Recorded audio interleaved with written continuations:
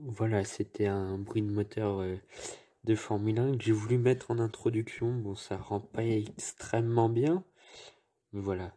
Entendre un moteur de Formule 1 avant une vidéo, c'est toujours bon. Bon, aujourd'hui, on va parler du Grand Prix du Brésil 2003.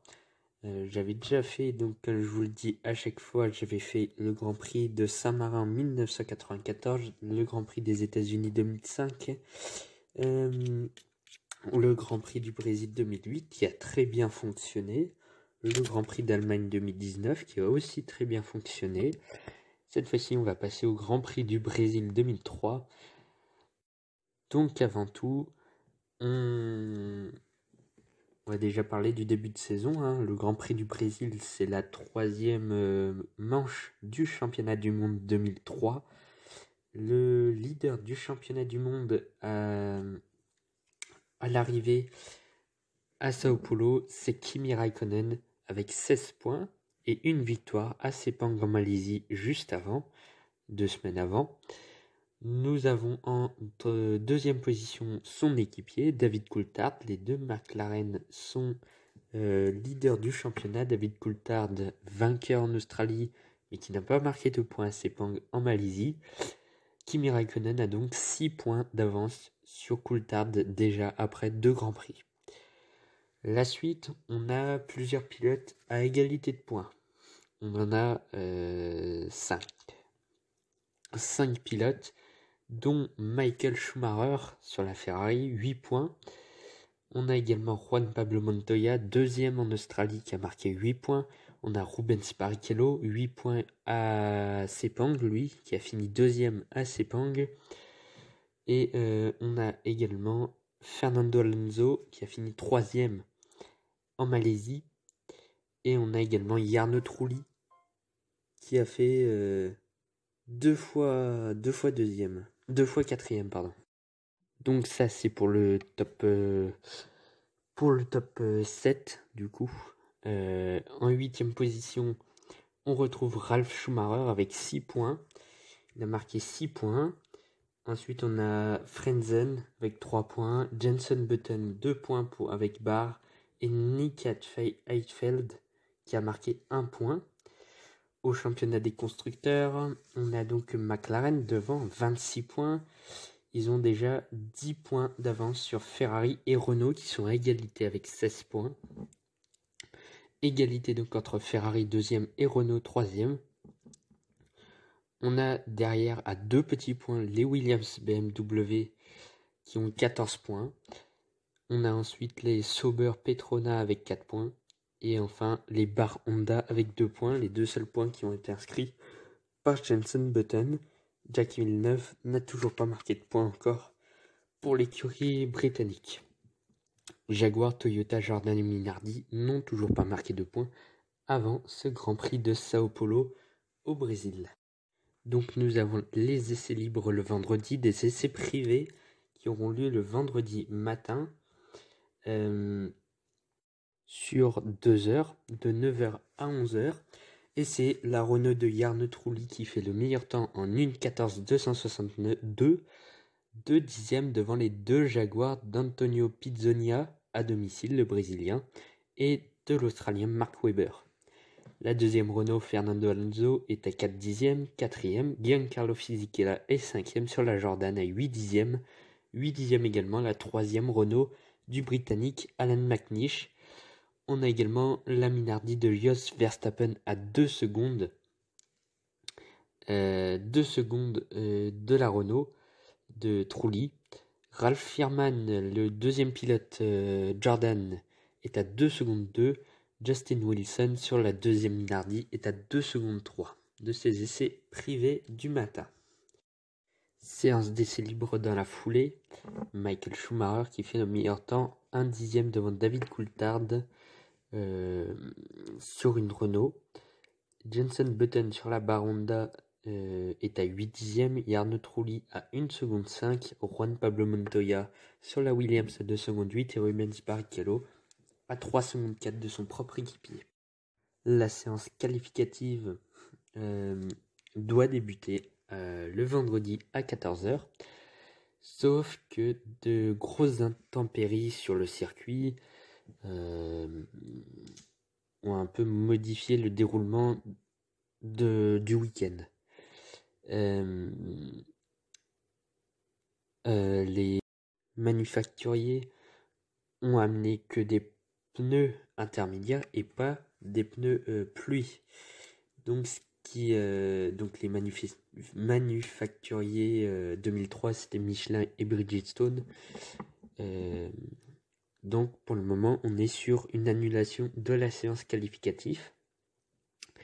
Les pilotes qui vont même aller jusqu'à créer une pétition pour ne pas courir pour les essais pour la séance d'essais qualificatifs. Un seul se sera exprimé clairement, d'autres peut-être n'étaient pas pour, mais ils sont pas vraiment exprimés. Un seul s'est exprimé, c'est encore Jacques Villeneuve. Jacques Villeneuve qui avait dit que si les pilotes ne couraient pas sous la pluie, c'était mal vu pour la Formule 1 et que les pilotes, que les gens allaient penser que les pilotes étaient des mauviettes. Là-dessus, il n'a pas complètement tort. Et finalement, on est assez proche des années 2003. Dès qu'il y a un peu de pluie, maintenant c'est compliqué. Peut-être plus maintenant. Maintenant, ça commence à être un peu mieux. Mais il y a déjà 2-3 ans, c'était impossible. Il y a 2-3 ans, un Grand Prix en Allemagne 2019 n'aurait pas pu n'aurait pas pu débuter normalement. Il y aurait eu une safety car si c'était il y a 2-3 ans. Comme au Brésil en 2016. Ou comme au Brésil en 2003, justement. Finalement, les conditions climatiques s'améliorent et la séance d'essai qualificatif est maintenue. Et c'est Mark Webber qui fait le meilleur chrono. 1:23.111, 1 dixième devant Barrichello, 4 dixièmes devant Raikkonen, 2 secondes 5 devant Coulthard, 2 secondes 4 devant Schumacher et 2 secondes 5 sur la Toyota du français Olivier Panis. Le lendemain, 2 séances d'essais libres de 45 minutes et une session d'essais qualificatifs qui se sont tenues.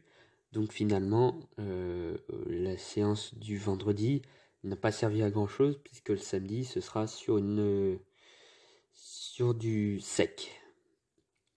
Donc la séance qualificative a lieu et c'est finalement Rubens Barrichello qui fait le meilleur temps en 1:13.807, donc 10 secondes plus vite quand même, et qui fait la pole position pour 11 millièmes, 11 petits millièmes sur David Coulthard sur la McLaren, qui échoue à 11 millièmes du Brésilien. Mark Webber, lui, échoue à la 3e place à 44 millièmes de la Ferrari. Kimi Raikkonen, lui, est à 59 millièmes, donc les 4 premiers se tiennent en moins de 60 millièmes, ce qui est très très très peu. Donc Barrichello, Coulthard, de Webber, Raikkonen sur la 2e ligne. On a Jarno Trulli sur la Renault qui est 5e, qui a fait un chrono en 1:13.953, 1 dixième derrière la Ferrari. Ralf Schumacher, le pilote Williams, part 6e devant son frère, oui, Michael Schumacher, le pilote Ferrari qui ne part que 7e. Giancarlo Fisichella est 8e. Juan Pablo Montoya 9e. Fernando Alonso fait le 10e chrono. Jenson Button est 11e sur sa barre. Nick Heidfeld est 12e. Jacques Villeneuve se retrouve 13e. Heinz Harald Frentzen est 14e. Le seul français engagé en Formule 1 cette année-là en 2003, Olivier Panis sur la Toyota se classe 15e. Ralf Hirman, la 2e Jordan, est 16e. Antonio Pizzonia à domicile est 17e, suivi d'un autre Brésilien, Cristiano D'Amata, le pilote Toyota, l'équipier d'Olivier Panis, part 18e. Les deux Minardi ferment la marche. Jos Verstappen devant Justin Wilson. Donc la pluie fait son apparition le lendemain, juste avant le départ, Donc la piste qui était sèche jusqu'à maintenant devient trempée au fur et à mesure. Donc le départ est retardé de 10 minutes et au bout des 10 minutes, les voitures s'élancent derrière la safety car. Donc on aura plusieurs tours sous la safety car. La safety car se retire au bout de quelques tours et c'est le départ du Grand Prix. Et au 8e tour de course, la Sauber de Nick Heidfeld a un problème moteur et c'est l'abandon pour l'Allemand. L'Allemand qui partait 12e et qui abandonne au bout de 8 petits tours. Rubens Barrichello mène toujours la course et c'est au tour de la Minardi de Justin Wilson qui partait 20e d'abandonner sur une sortie de piste. Sortie de piste donc pour le Britannique. C'est le deuxième abandon dans cette course qui promet d'être particulière. 2 petits tours après une collision entre l'Irlandais Ralph Fierman, pilote de Jordan Ford, et le Français Olivier Panis, pilote Toyota, se percutent. Donc les deux pilotes se percutent. Olivier Panis abandonne dans le bac à gravier, enfin plutôt dans l'herbe. Il abandonne, il aura même pas il pourra pas rentrer au stand malheureusement. C'est l'abandon donc pour le Français et Ralph Fierman lui aura un problème de suspension et abandonnera quelques temps après, enfin quelques secondes après. Nous arrivons donc dans le 20e tour de course. Rubens Barrichello est toujours leader de la course. Il devance Kimi Raikkonen et Fernando Alonso. Giancarlo Fisichella est 4e dans cette course. Le pilote Jordan, qui a vu donc son équipier Ralph Fierman abandonner, se retrouve donc en 4e position en lutte du coup pour le podium provisoirement. Mais nous sommes qu'au 20e des 71 tours prévus dans ce Grand Prix du Brésil 2003. Quelques tours se passent après l'accident Panis-Fierman et c'est une hécatombe qui arrive. La pluie s'intensifie de plus en plus sur le circuit et c'est l'hécatombe, les abandons tombent, les pilotes glissent et partent à la faute les uns après les autres. C'est une hécatombe totale au 25e tour. C'est au tour de deux pilotes de sortir des limites de la piste et de taper le mur. Il s'agit tout d'abord du Brésilien à domicile, Antonio Pizzonia, la Jaguar qui tape dans le troisième virage en partant de glisse. Il tape donc et finit donc sa course dans le mur. Encore un autre abandon. Quelques secondes avant, il y avait encore la voiture de Pizzonia. Le pilote était encore dans la voiture d'ailleurs. Juan Pablo Montoya sort de la piste également avec sa Williams. Il percute la Jaguar sans gravité, heureusement. Les pilotes qui s'en sortent indemnes, hein, il n'y a pas de problème là-dessus. Ça a juste tapé un petit peu. Enfin, un petit peu. Ça a tapé quand même, mais voilà, c'était pas très grave. Mais ça aurait été plus grave si le pilote, en l'occurrence Antonio Pizzonia, était encore dans la voiture, mais sortait de la voiture. S'il était en train de sortir de la voiture, ça aurait été beaucoup plus grave. Donc ensuite, on a Juan Pablo Montoya. On a 2 tours après la Ferrari de Michael Schumacher qui sort. Il était 5e dans cette course, Michael Schumacher, qui sort donc de la piste avec la Ferrari. C'est l'abandon pour l'Allemand. Et qui est rejoint quelques tours après par la barre Honda de Jenson Button 6 tours après. Abandon de Jenson Button dans le même virage. 4 pilotes qui sortent dans le même virage, à compter également de Jos Verstappen sur la Minardi, qui fera également une sortie de piste 4 tours après Schumacher. À ce moment-là de la course, c'est vraiment l'hécatombe, hein, puisqu'en 8 tours, nous avons eu 5 abandons en 8 tours. Et c'est le 9e abandon de la course. Ils sont donc plus que 11 dans la course, à savoir Barrichello, leader devant Raikkonen, Alonso, Fisichella, Coulthard, Frentzen, Villeneuve, Schumacher, Trulli, Weber et D'Amata. Tout le reste a abandonné dans cette course. Alors, je ne vais pas m'embêter avec les montages, je vous le dis honnêtement. Du coup, ce que je fais, c'est que je vais vous dire qu'il y a une vidéo qui va arriver dans quelques secondes. Je comble un petit peu les trous, ça se voit.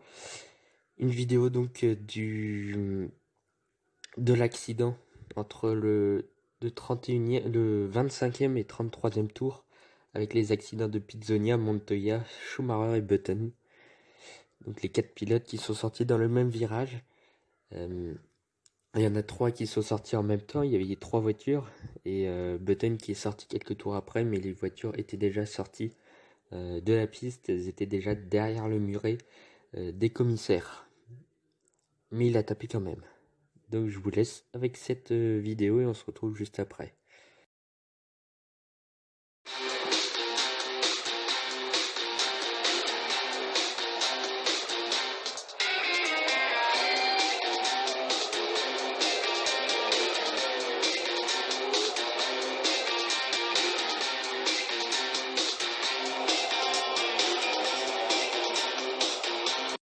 Voilà donc pour ces accidents, hein.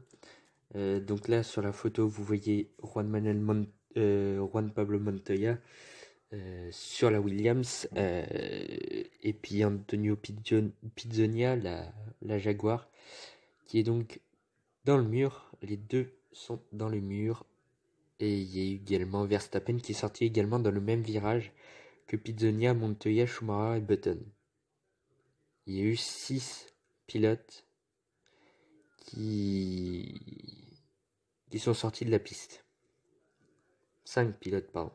5 pilotes qui sont sortis dans le même virage à 9 tours d'écart. C'est beaucoup. Les choses semblent en tout cas se calmer. Il n'y a plus d'abandon, plus de tête à queue, plus de sortie de piste et plus de safety car, mais toujours cette pluie qui continue de tomber sur le Grand Prix du Brésil, hein. Grand Prix du Brésil, c'est souvent où il y a de la pluie, comme les éditions comme 2016, c'est l'édition la plus récente que j'ai en tête. Il y a eu d'autres Grands Prix sous la pluie au Brésil, 2003, 2016.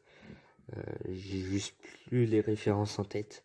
Mais voilà, il y a eu beaucoup de Grands Prix sous la pluie à Sao Paulo au Brésil.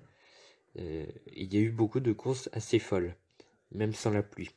Comme en 1991, avec la victoire de Senna, 2003, 2016, ça a été assez particulier aussi, 2019. Voilà, donc il y a eu pas mal de courses comme ça. Mais bon, je sors du contexte. La suite, donc, on arrive au 47e des 71 tours. Hein, on arrive à la mi-course. Nous sommes à la mi-course. 47e tour. Rubens Barrichello est en tête. Mais le pilote brésilien, encore à domicile, hein, il y avait 3 Brésiliens en 2003, Pizzonia, D'Amata, Barrichello. Et Barrichello a un problème sur sa voiture. Un problème de distribution d'essence. C'est l'abandon pour Barrichello à la mi-course, leader dans son pays. C'est assez inattendu déjà, et puis c'est triste pour lui. Il pouvait s'imposer à domicile, ça aurait été beau, mais il n'a pas réussi du coup. Et surtout les 2 Ferrari qui sont out dans ce Grand Prix 2003. On rappelle, les Ferrari sont ultra dominantes depuis 2000, depuis les années 2000. depuis 2000 pile, où Ferrari est champion constructeur, un triple champion du monde constructeur en titre, même si le début de saison n'a pas été terrible pour Ferrari, hein, aucune victoire, un seul podium, et même aucun podium pour Michael Schumacher, hein. Il y a eu un seul podium, c'est Rubens Barrichello en Australie, pardon. Rubens Barrichello donc qui abandonne, le poleman et leader de la course.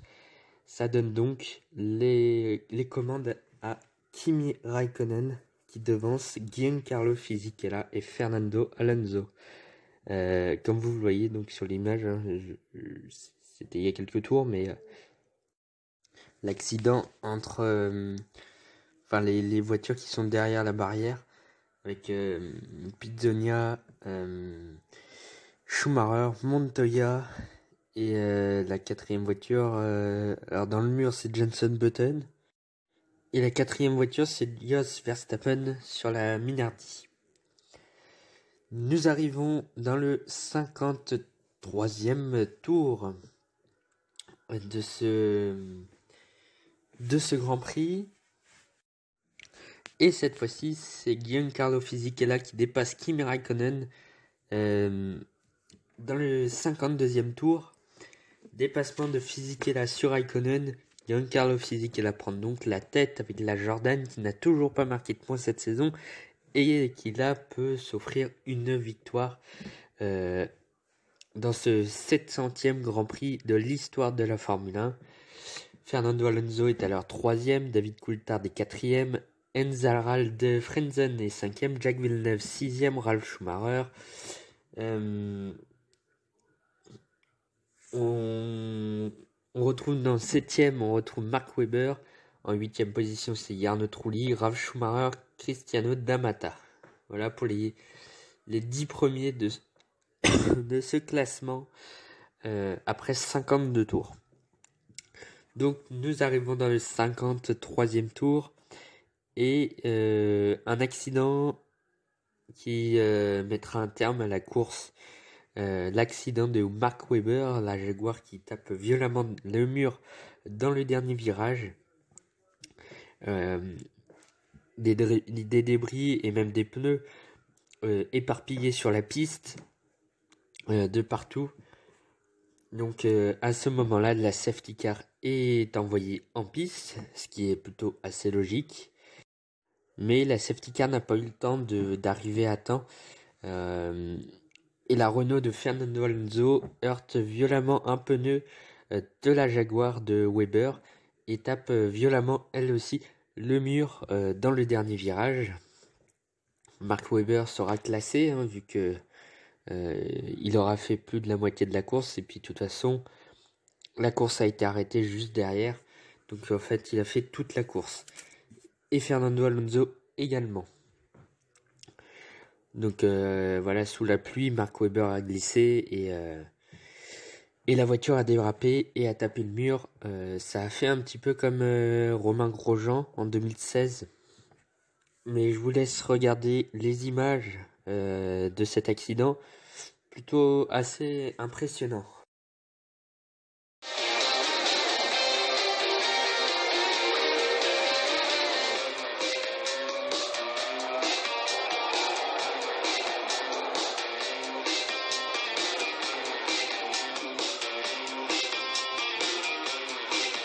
Donc après l'accident d'Alonso, il y avait beaucoup trop de débris, hein. Il y avait même les pneus qui faisaient les murs, hein, les pneus en pneus qui ont lâché, les pneus sont arrivés sur la piste. C'était vraiment très dangereux. De toute façon, les voitures ne pouvaient plus passer. Donc, enfin très peu. Donc la course a été stoppée et ne repartira pas. Comme vous voyez l'épave de la Jaguar, hein, le nez qui est complètement coupé, les jambes qui doivent pas être très loin hein, du museau. Je me demande même si on voit pas les pieds là sur l'image. Ça nous a fait quand même comme une Juan Manuel Correa en Belgique, mais en moins grave. Parce que Webber est sorti indemne. Fernando Alonso, lui, a été un peu blessé. En tout cas, il se sentait pas bien. Mais je crois même qu'il était blessé. La course donc est stoppée. Le classement qui est pris au 52e tour sur les 50 sur les 71 prévus. Donc la FIA fera on va dire une erreur en mettant Kimi Raikkonen vainqueur du Grand Prix après la fin de la course, hein. Tout le monde pensait que Giancarlo Fisichella allait gagner. Il était en tête, hein, quand ils sont arrivés. Mais la FIA a dit que en fait, c'est Kimi Raikkonen qui avait remporté la course devant Fisichella et Alonso. Donc le podium se déroule, hein, normalement. Et donc Kimi Raikkonen est déclaré vainqueur de ce Grand Prix du Brésil 2003. Giancarlo Fisichella pour le premier podium de Jordan de la saison, et depuis un bon bout de temps. Et ce qui est aussi les premiers points de Jordan cette saison, n'aura pas la même saveur. Elle aurait dû se transformer en victoire sur le podium, mais finalement Fisichella finit deuxième.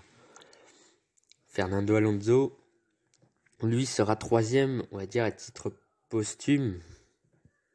En tout cas, il n'était pas sur le podium, hein, il n'était pas apte à arriver sur le podium, à venir sur le podium, donc il n'y avait que Raikkonen et Fisichella, en plus dans un ordre inverse, face au classement final de cette épreuve.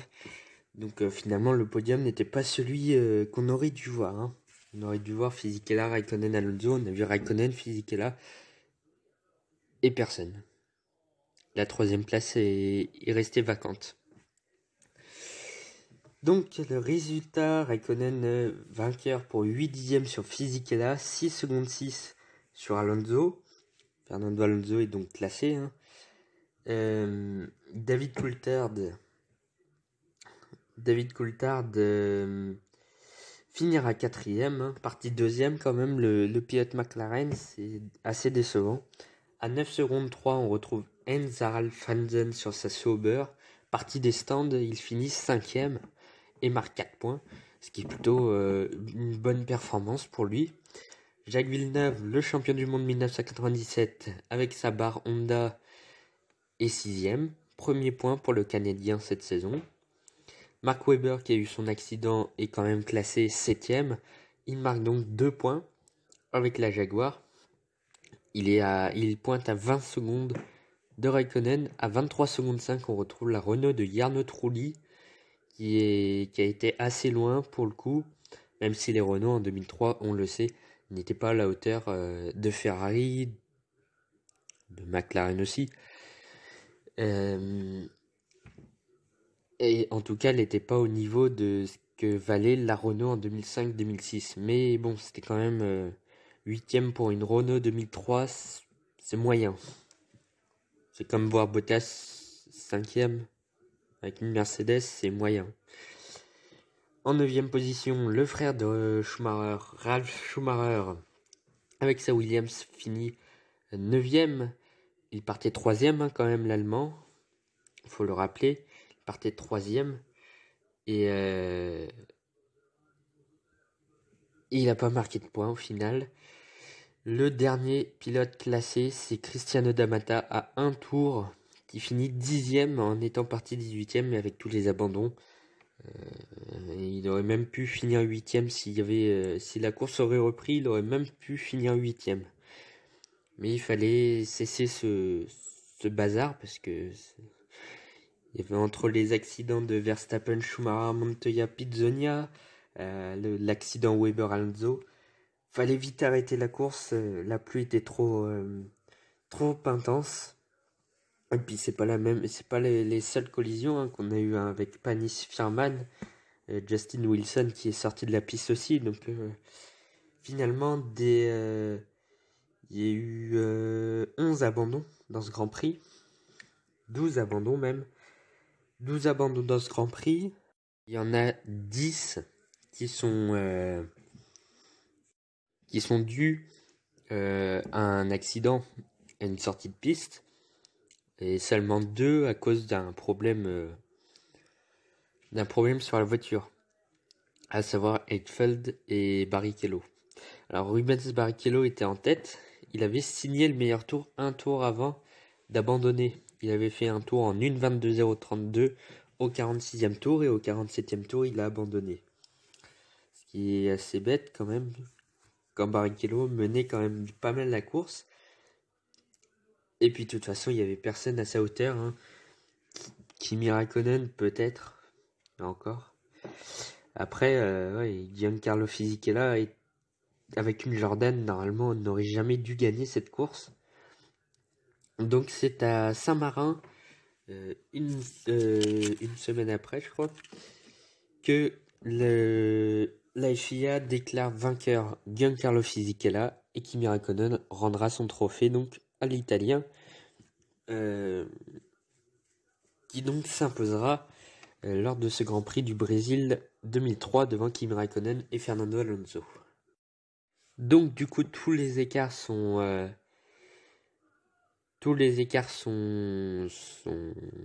pas bons du coup. Raikkonen est à 9 dixièmes de Fisichella du coup. 6 secondes 3 Alonso, 8 secondes sur David Coulthard. Frentzen est 5ème à 8 secondes 6. Villeneuve à 16 secondes. Schumacher à 38 secondes 5. Jarno Trulli qui est finalement 8ème. Ralf Schumacher est 7ème. Jarno Trulli rentre dans les points. Enfin non, c'est pas Trulli, c'est Schumacher surtout qui gagne 2 places. Grâce à ça, il gagne 2 places, il passe de la 9e à la 7e place, donc il marque 2 points. Et au contraire, Mark Webber, lui, descend au 9e rang, à la porte des points. En revanche, pour Cristiano D'Amata, ça ne change rien, il est toujours à un tour de Fisichella.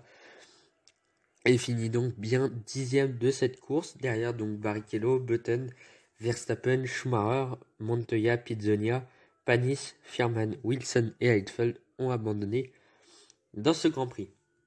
C'était la 7e pole position de Rubens Barrichello en Formule 1, la première victoire de Giancarlo Fisichella en F1, la 4e victoire de Jordan en F1, la 176e victoire du moteur Ford Cosworth, et en plus c'était le 200e Grand Prix de Jordan, remporté donc par Fisichella. C'était également le 700e Grand Prix de la F1, et on s'attendait absolument pas à ce que Fisichella remporte cette course.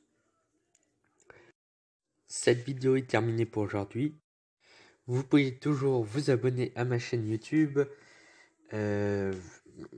commenter si ça vous prend l'envie. Vous pouvez me suivre sur Instagram, ALP Sport 2020. Je ferai d'autres vidéos. Alors il y aura une vidéo spéciale qui va sortir le 1er mai. Ouais, c'est ça, le 1er mai. Ce sera une vidéo sur les 26 ans de la mort de Ratzenberger et Senna au Grand Prix d'Imola 1994. Je sais, j'avais déjà fait une vidéo Imola 94 il y a quelques semaines, voire un mois maintenant. Je vais surtout résumer leur carrière. Après, je parlerai aussi du Grand Prix d'Imola un peu, mais j'en ai déjà parlé, donc ce sera pas le sujet principal. Voilà, et puis tout ce qu'a fait la FIA derrière avec ce Grand Prix d'Imola, hein, avec toute la sécurité qui a évolué. Tout ça, ce sera dans ma vidéo la prochaine fois. Ce sera ma prochaine vidéo, Imola 94. Sinon, il y aura d'autres résumés de Grand Prix. Il y aura le Grand Prix du Japon 1990. Il y aura aussi le Grand Prix de Belgique 2012 avec l'impressionnant crash au départ. Donc Japon 90, on sait tous, avec Prost et Senna au premier virage. Bientôt il y aura sûrement le Japon 1989. Ça ne peut pas y manquer, mais pour le moment c'est pas dans mes vidéos. Il y aura également le championnat de Formule 1 1952 qu'il faut que je fasse. Ça fait un bon bout de temps que je dis que je vais le faire et puis j'ai toujours pas eu le courage de faire. Voilà, donc je serai pas énormément présent sur YouTube en ce moment parce que je suis plus sur Instagram en ce moment. Il y a des fois j'alterne Instagram, YouTube. Des fois je serai plus sur YouTube, des fois plus sur Instagram. Là je suis plus sur Instagram que sur YouTube.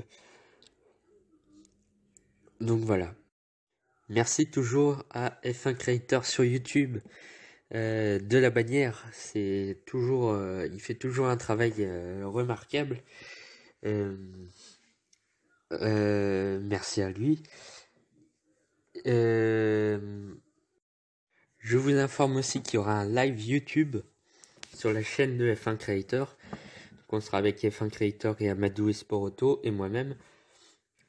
Ce sera début mai. Sinon, il y aura d'autres Grands Prix qui arriveront aussi. Il y aura également... Alors, j'ai pensé à un moment faire des résumés de WRC ou de MotoGP. Plutôt que de faire de la F1. Donc là, je ferai 2 Grands Prix de F1, Belgique et Japon. Et après, je vais peut-être me mettre à faire des résumés de rallye ou des résumés de courses de MotoGP. Je ne sais pas encore. Sinon, en Formule 1, j'avais pensé aussi à l'Espagne 2012, à l'Europe 1997. Voilà, plein de courses comme ça, des courses qui ont marqué quand même un peu le sport. Je parlerai certainement du Grand Prix du Brésil 2019, avec Gasly et Sainz sur le podium. Il y aura d'autres résumés. En rallye, si je fais des résumés de rallye, je sais pas encore lesquels prendre parce que je suis pas le rallye énormément, mais ça viendra dans quelques temps. Vous le saurez dans quelques temps. À bientôt pour une nouvelle vidéo.